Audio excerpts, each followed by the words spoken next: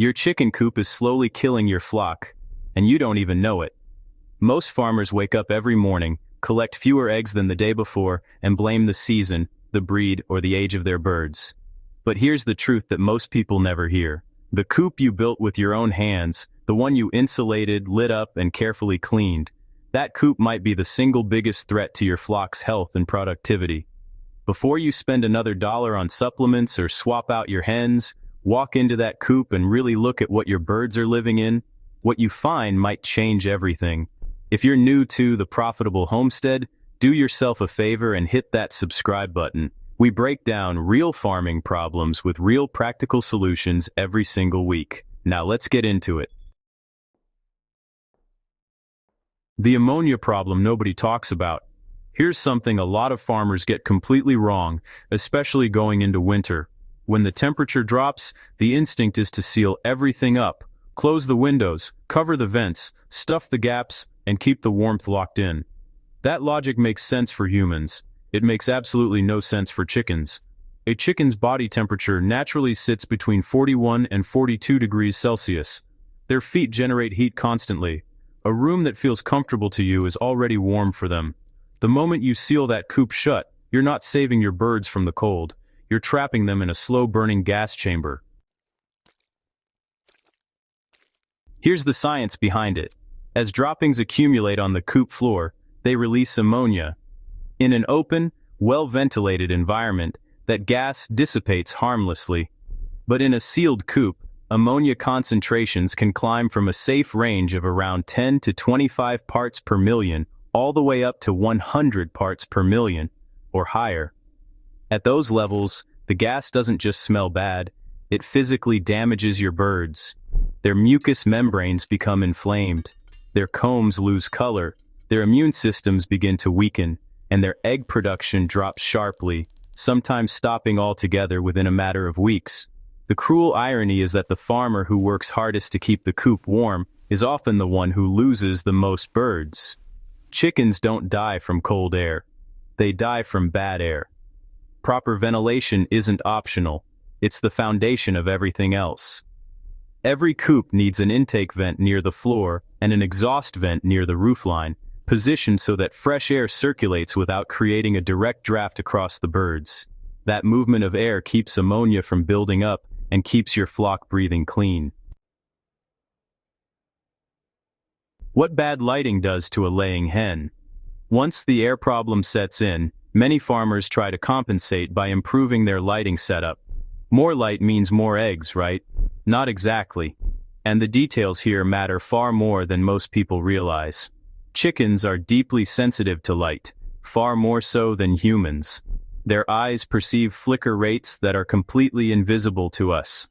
The cheap LED bulbs that most farmers pick up from a general hardware store, the ones marketed as energy efficient and long-lasting, often flicker at a rate that the human eye never notices, but that a chicken experiences as a constant, rapid strobe.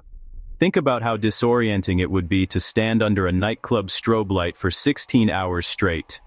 That's the reality for your hens every single day if you're using the wrong bulb. The result is chronic stress, elevated hormones, behavioral problems, and a measurable drop in laying performance. Now, the light duration itself creates a second layer of damage.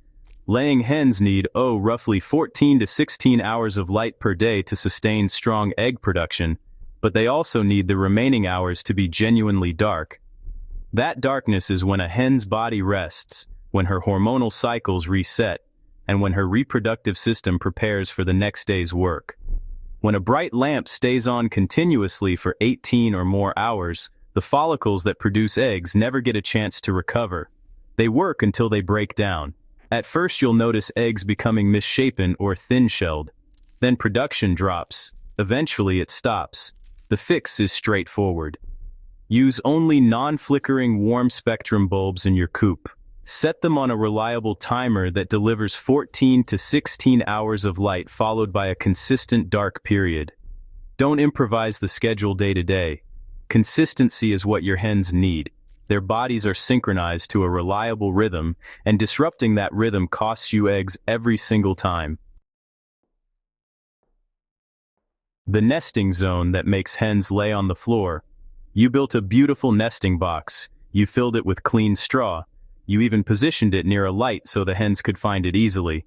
And then you watched in confusion as every single hen walked right past it and laid her egg in the darkest corner of the coop she could find.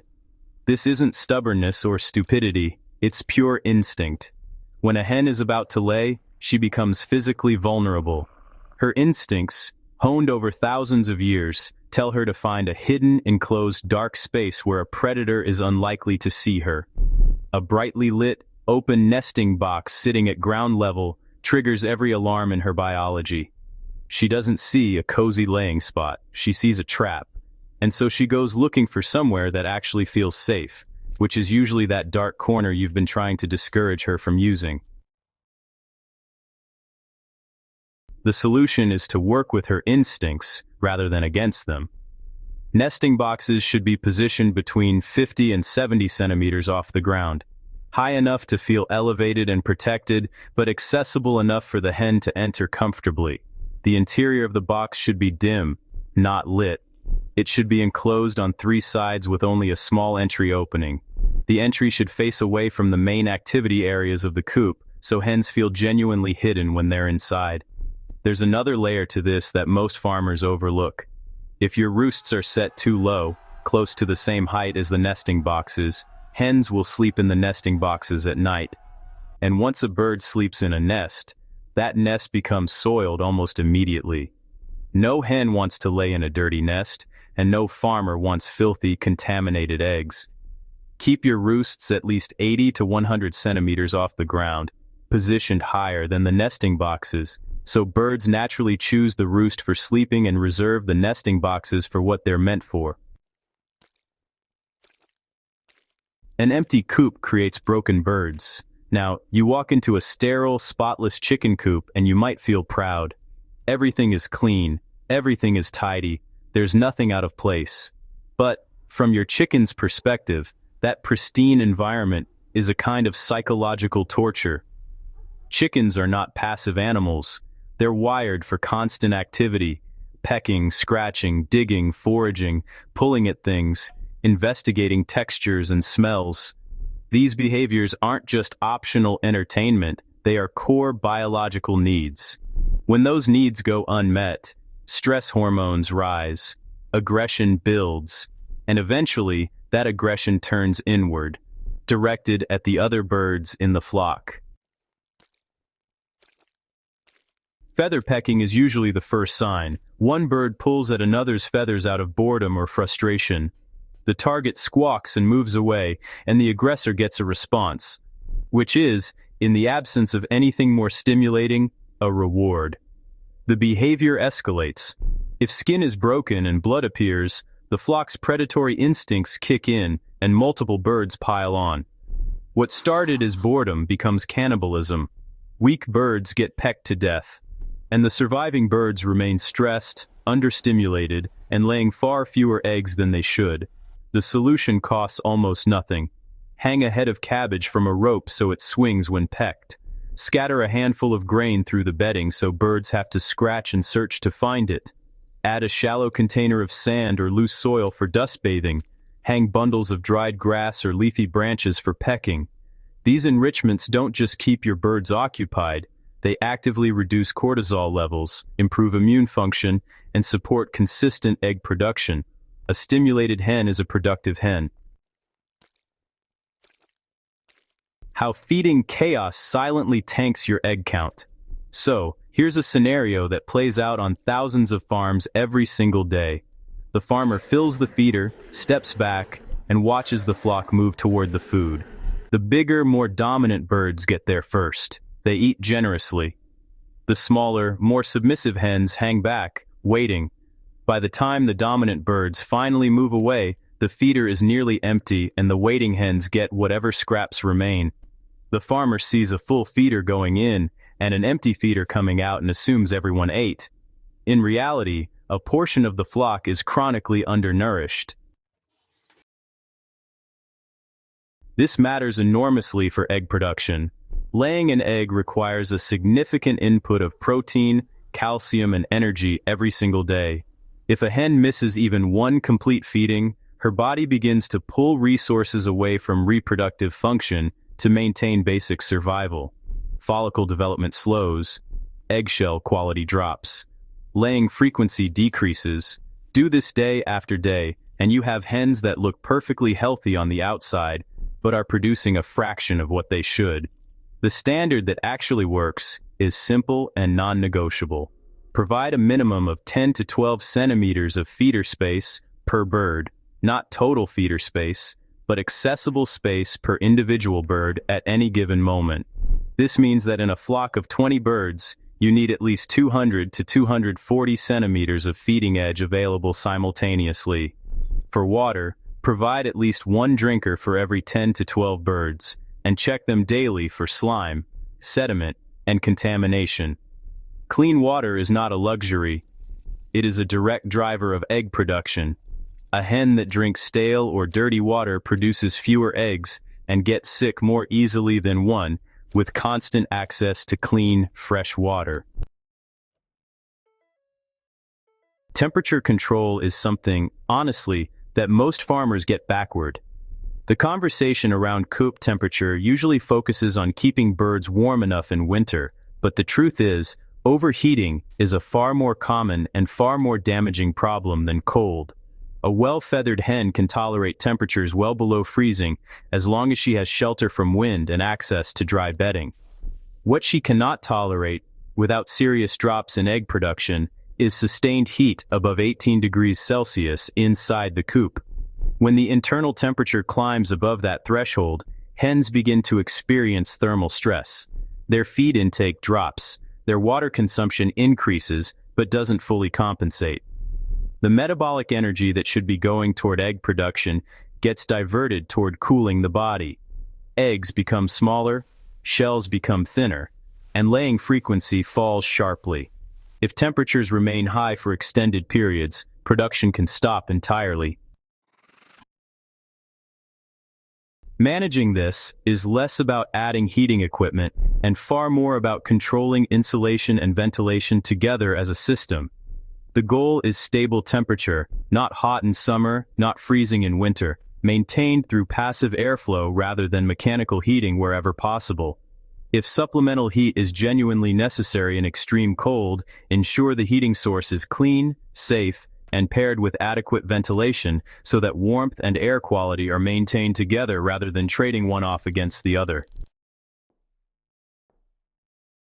What happens when you fix everything at once? The changes described throughout this guide are not dramatic, expensive, or time-consuming. Together, they form a system, and when that system functions correctly, the results are not subtle. Flocks that were producing at 30% capacity regularly climb to 85 or 90% within 2 weeks of these corrections being made, without any change to feed brand, without supplements, and without replacing a single bird. Open the ventilation so fresh air moves through the coop continuously. Replace cheap flickering bulbs with quality, non-flickering warm spectrum lights on a consistent timer. Relocate your nesting boxes to a dim, enclosed, elevated position away from high traffic areas. Raise your roosts above the height of the nesting boxes. Expand your feeding and watering stations to ensure every bird has simultaneous access. Add enrichment materials that give your birds something productive to do with their energy. Monitor coop temperature and ensure it stays below 18 degrees Celsius. That's the complete framework. 7 changes, most of which cost nothing and can be implemented in a single morning. The hens don't need miracles. They need conditions that match how they are actually built to live. The next step is yours. If you've read this far and recognized your own coop in any of these descriptions, that recognition is the most valuable thing you'll take away today. Most farmers go years without connecting their management choices to their production losses. You already know better. Take this checklist to your co-op tomorrow morning. Fix what needs fixing, then pay attention over the following 2 weeks. The eggs will tell you everything. And when you start seeing that production climb back up, drop a comment below and let us know which change made the biggest difference for your flock. Was it the ventilation, the lighting, the nesting setup? Your experience helps every other farmer on this channel who is going through the same thing.